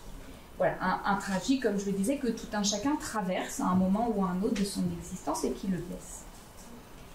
Or, c'est en se tournant vers les tragiques grecs qui osent affirmer que la souffrance enseigne. Que Ricoeur pose la question redoutable du sens de la souffrance, de ce que la souffrance donne à penser, je le dis. Et dans cette conférence, il y a cette phrase, et pourtant, écrit-il, il a décrit toute la phénoménologie de la souffrance, qui se dit en termes de destruction, d'altération, et pourtant, écrit-il à ce moment-là, à suivre les tragiques grecs, la souffrance enseigne. Et il met entre guillemets. Mais quoi ? Ah ouais, ben voilà, c'est ça la question. Elle enseigne, mais quoi ? Voilà, donc c'est dire que pour Ricoeur, en disant cela, il reconnaît les tragiques grecs comme étant une ressource pertinente, aujourd'hui encore, pour éclairer et traverser le tragique commun de nos existences. Dans ce texte, je le brosse très rapidement parce que l'enjeu il n'est pas là, il est vraiment cette question-là. Bah, ok, la souffrance enseigne si on écoute les tragiques grecs, mais quoi ? Donc il est cela. Mais en tout cas, voilà, il analyse tous les signes du souffrir sur deux axes, l'axe du soi autrui et puis l'axe de l'agir et du pâtir, en montrant que à la fois dans tout ce qui est sur l'axe soi autrui, dans tout ce qui est relationnel, relation à soi, relation à autrui, la souffrance altère tout cela. Sentiment de culpabilité, voilà, altération qui va jusqu'au sentiment de culpabilité, donc altère cette relation-là à soi, de sentiment de persécution par rapport à l'autre, voilà, tout est altéré dans la relation à l'autre. Et puis, altération aussi de la puissance d'agir qui croise le précédent. Donc, Ricoeur montre par cette analyse comment l'excès du souffrir, parce que, dit-il, le souffrir, la souffrance est toujours en excès, il a raison. Le souffrir jette la personne dans la stupeur et la paralysie. Elle rompt le fil narratif de sa vie, rendu soudain absurde, incompréhensible. Ça n'a plus de sens. La fait osciller donc entre sentiment de culpabilité, sentiment de persécution. Et Ricoeur nous fait comprendre par cette analyse comment le tragique de l'existence, finalement, donne l'impression acquis le vide, d'être pris au piège d'une fatalité qu'il refuse pourtant de tout son être. Il nous fait comprendre aussi l'incapacité, ou du moins la capacité, la difficulté d'un discernement posé, réfléchi dans ces situations de souffrance. Et le désir de fuir, de refuser par n'importe quel moyen ce qui brise l'être dans sa parole, dans sa liberté, dans son action, dans son identité, dans tout ce qui est altéré comme il l'a montré. Mais ce que fait Paul Ricoeur, c'est qu'il ne s'arrête pas seulement à cette description de l'altération et de la destruction qui s'opère par la souffrance dans la personne, il insiste sur le fait qu'au sein même de cette altération, le sujet résiste. Voilà, il y a une résistance. C'est ne serait-ce qu'un cri, une plainte qui s'échappe de la personne et qui montre, voilà, qui témoigne d'une faille entre ce vouloir dire et l'impuissance à dire. Voilà, souffrir finalement, nous dit Ricoeur, c'est toujours endurer, et finalement il y a, ou en tout cas on est invité à être attentif au degré minime peut-être d'agir qui s'incorpore à la passivité du souffrir. Voilà, le souffrir, on peut être obnubilé par cette passivité du souffrir, et pourtant le sujet résiste. Voilà, cette plainte, ce degré minime d'agir, témoigne peut-être, malgré la profondeur de la destruction provoquée par la souffrance, d'un lien qui est maintenu vif à la vie, à soi, à autrui. Un désir d'être maintenu en dépit de tout ce qu'il brise. Voilà. Or, c'est à ce moment-là, dans sa conférence, que Ricoeur a cette affirmation, voilà, étonnante, voire provocante, hein, enfin, voilà, face à quelqu'un qui souffre, qui lit cela va être provoquant, scandaleux, selon laquelle la souffrance enseigne. Ouais. Ricoeur, malgré toute cette destruction, il ne s'est pas payé de mots dans la description de tout ce que cela détruit en l'homme, mais malgré toute cette description, malgré son expérience personnelle et intérieure de la souffrance, eh bien, il fait crédit à ces paroles du cœur, alors,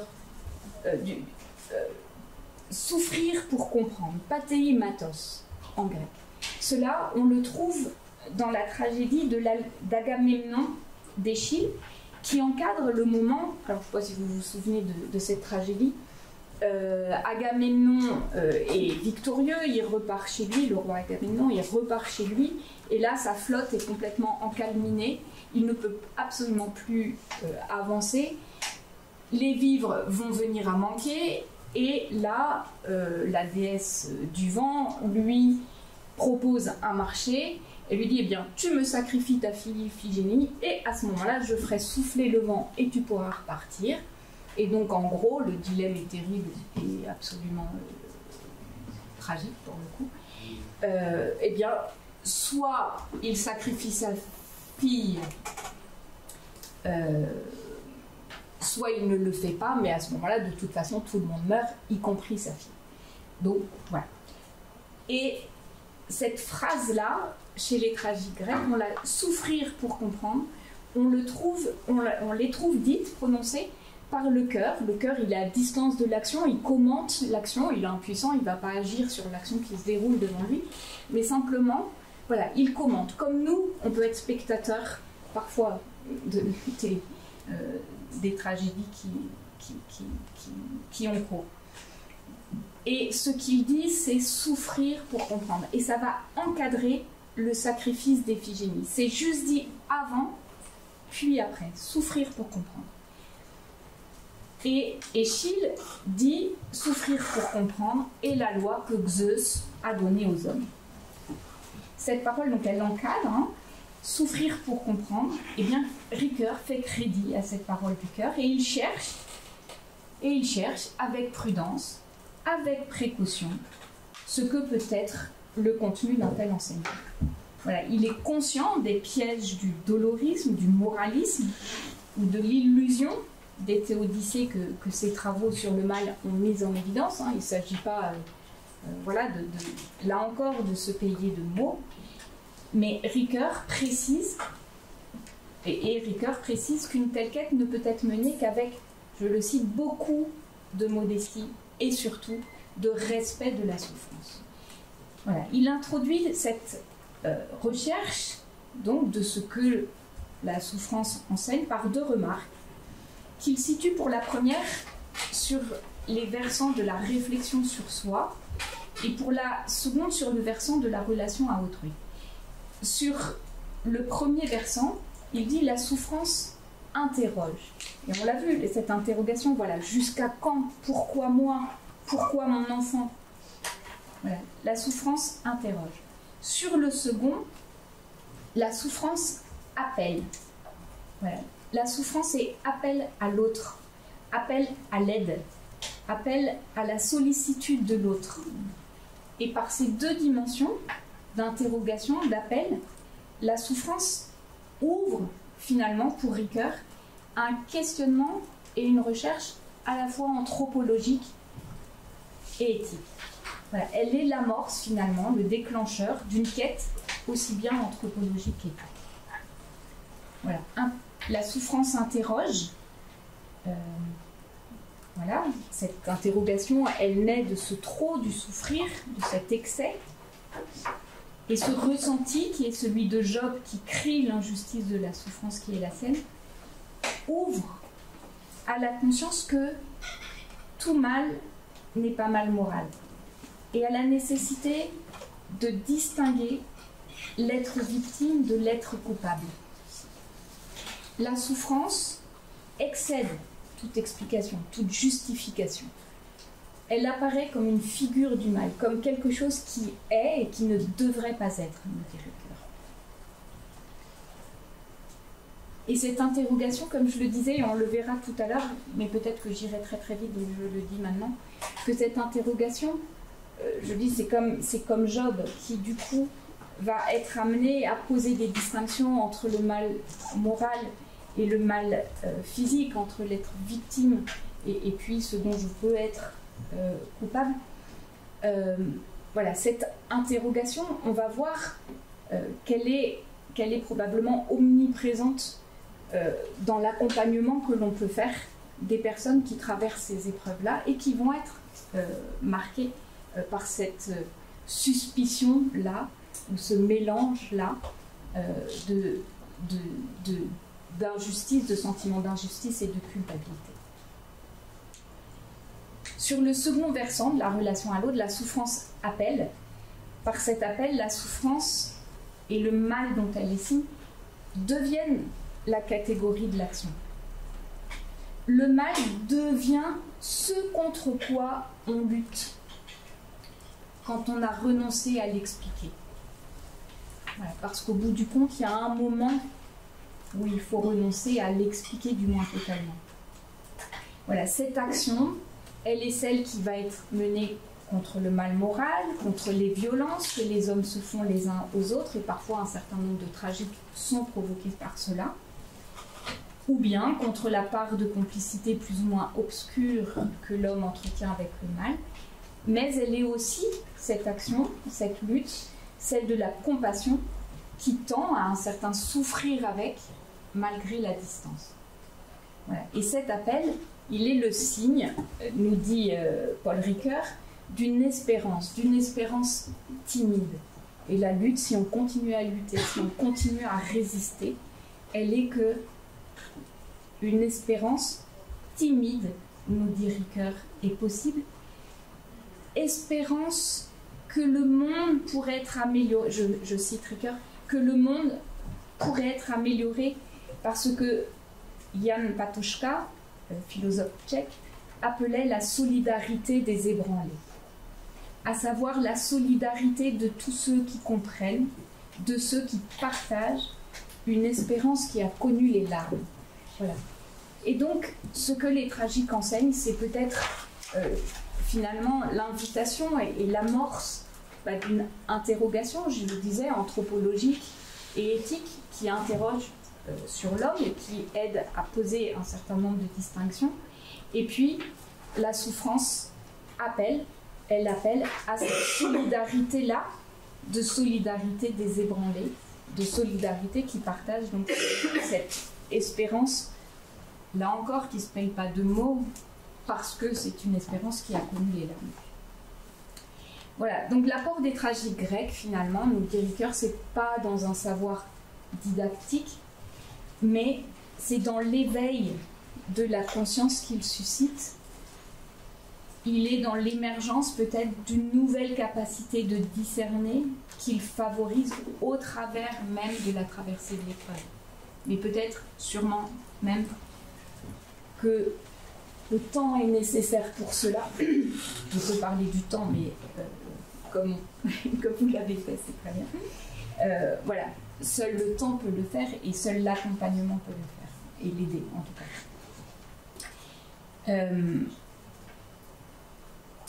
Cet enseignement finalement donc, est dans l'ouverture du questionnement qu'elle provoque, au cœur même des limites extrêmes du sujet.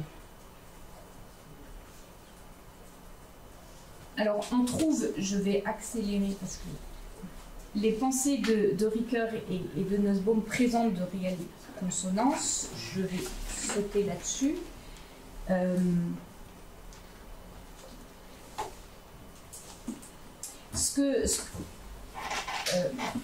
Il consonne finalement dans la reconnaissance du fait que la traversée du tragique, et de ce que les tragédies grecques nous montrent finalement, c'est que cette traversée, elle ne peut se faire et elle n'est juste que dans une conversion du regard et dans une interrogation effective, libre,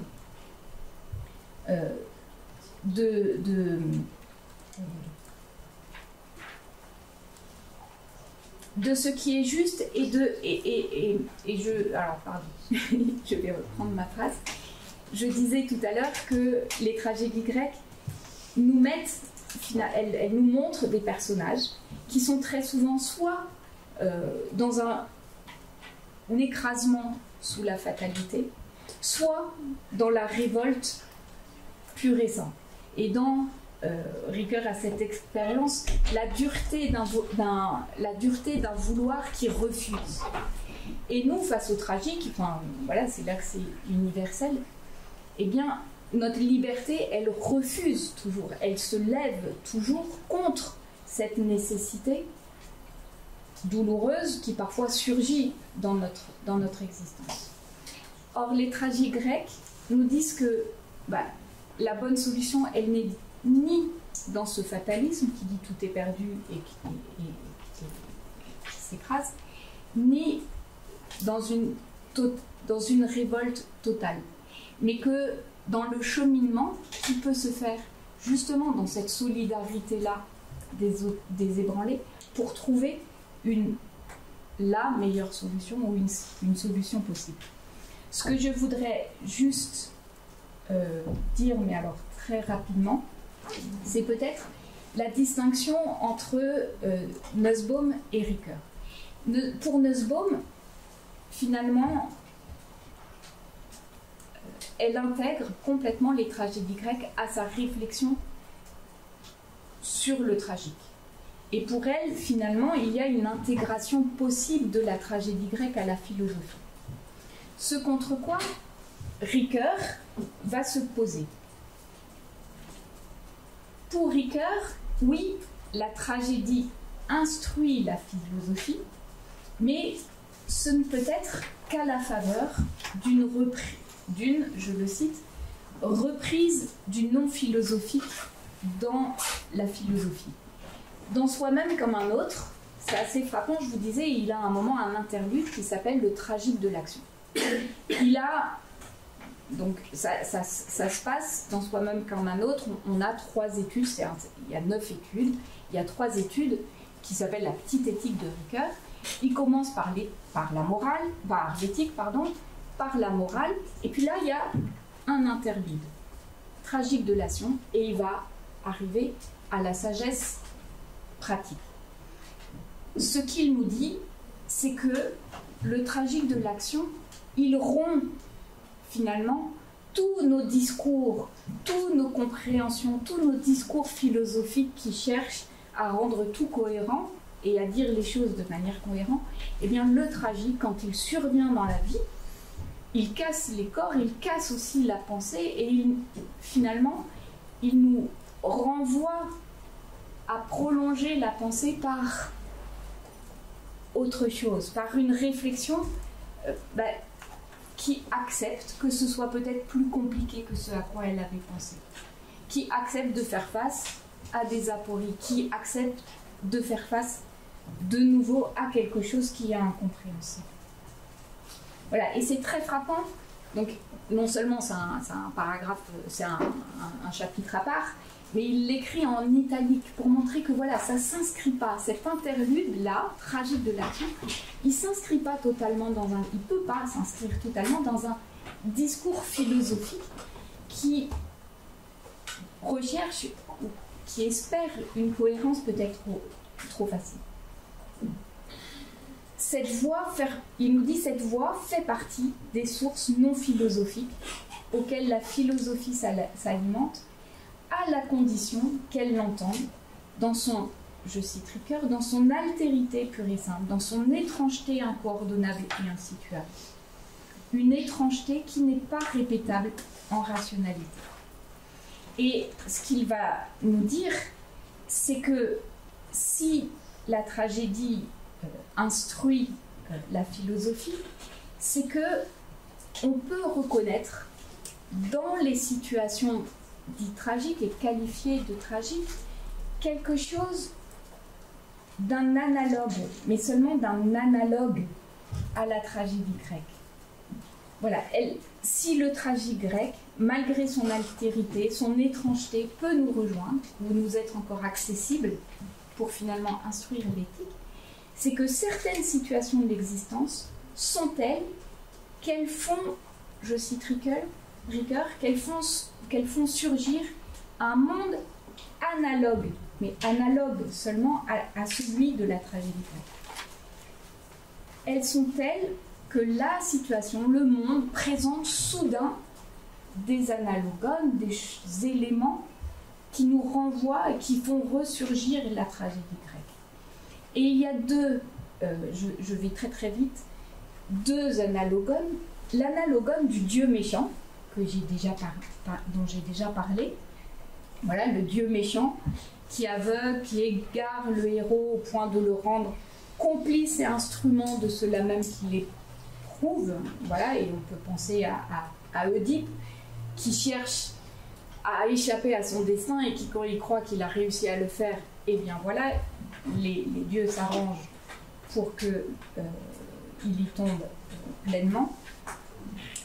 Et Ricoeur nous dit il est impossible de comprendre la tragédie grecque sans aller jusqu'au fond effrayant de cette théologie où le divin, le satanique, tout cela se mêle, sont indistincts. Et donc c'est donc une des raisons pour lesquelles on ne peut pas intégrer la tragédie grecque. Ou alors on extrairait des choses et on instrumentaliserait la tragédie grecque. Mais pour comprendre vraiment la tragédie grecque, il faut aller jusqu'au fond effrayant de cette théologie-là. Et il montre bien évidemment que cette théologie-là, elle est à la fois rendue obsolète, à la fois par la philosophie, mais aussi par la religion chrétienne. Et par contre, il cherche à montrer comment, si l'analogone apparaît, c'est que justement ces situations tragiques, elles font réapparaître de manière archaïque, de manière mythique dans le cœur de la personne, cette suspicion-là, cette idée-là de ce fond, ce fond de théologie effrayante. Et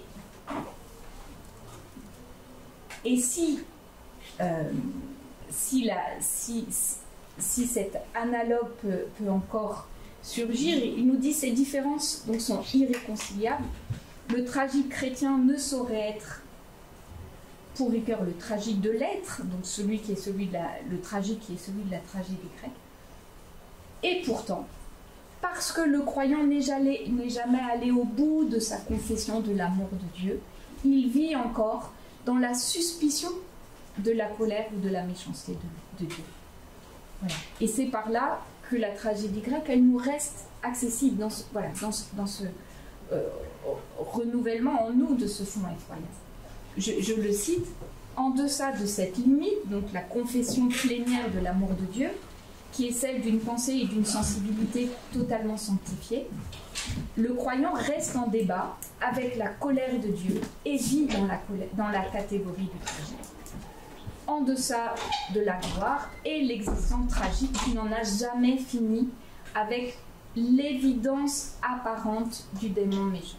Et ça, je crois, moi je l'ai vu, j'ai pas vu le démon méchant, mais j'ai vu à quel point, dans l'accompagnement de ces situations-là et des situations où cet analogue ressurgit, et bien de fait c'est l'occasion de tout un travail sur les images de Dieu, pour les personnes qui sont croyantes, et pour tout un travail des images de Dieu, de la culpabilité, de tout ce ressurgissement dans la personne de cet archaïsme.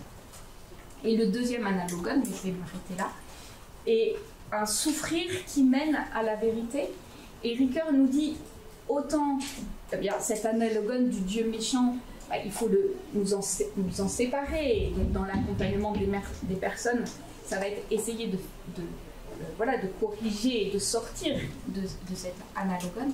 L'analogue philosophique du souffrir qui mène à la vérité, eh bien, il est par contre ce qui serait la manière juste de traverser le tragique. Qu'il y a probablement un écolage du souffrir, un certain savoir tragique qui apparaît, le terme est de Karl Jasper que reprend Ricoeur. Si la tragédie, nous dit-il, est porteuse d'une connaissance douloureuse de la finitude, d'une tristesse majestueuse qui lui vient du désastre qu'elle donne à voir, elle n'est jamais qu'un piétinement sur place autour du malheur. J'aime beaucoup cette citation. Elle n'est jamais un piétinement sur place autour du malheur. Et finalement, reconnaître le tragique et ce qui est innommable et ce qui est insupportable dans ce tragique, et peut-être et un certain savoir qui en découle, et peut-être la condition pour une sortie, non pas du tragique, mais dans le tragique. Une sortie où l'homme peut se réaliser par lui-même. J'ai été trop longue, excusez-moi.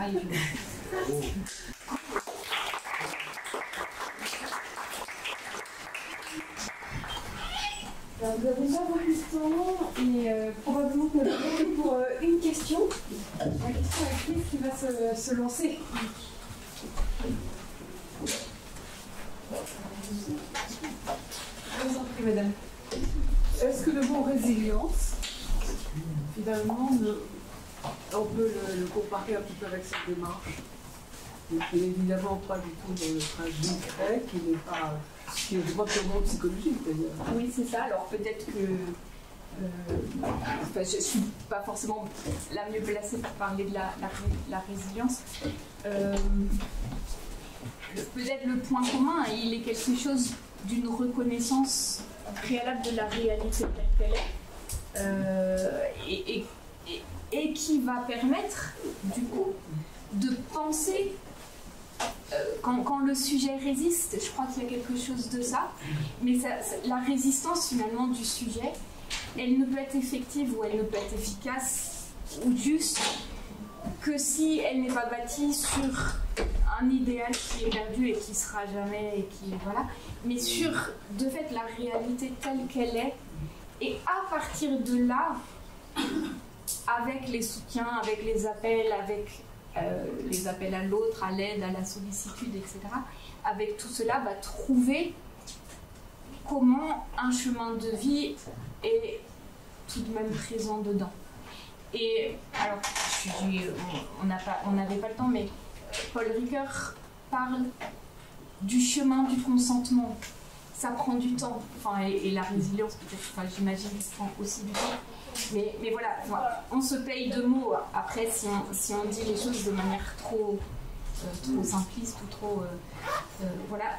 Donc cette résistance du sujet, elle prend du temps de toutes ces conversions-là que l'on voit.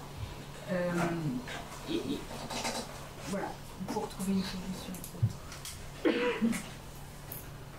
Est-ce que ce moment de vérité qui jaillit au cœur de la souffrance et de la compréhension de tout ce qui s'y passe, c'est pas ce moment de catharsis où tout d'un coup la personne prend conscience de ce qui est vital pour elle et de ce qu'elle découvre d'elle-même dans tout ce labour vivant? Oui, je crois. Si vous n'avez pas utilisé le mot, mais oui, tout à fait, je crois.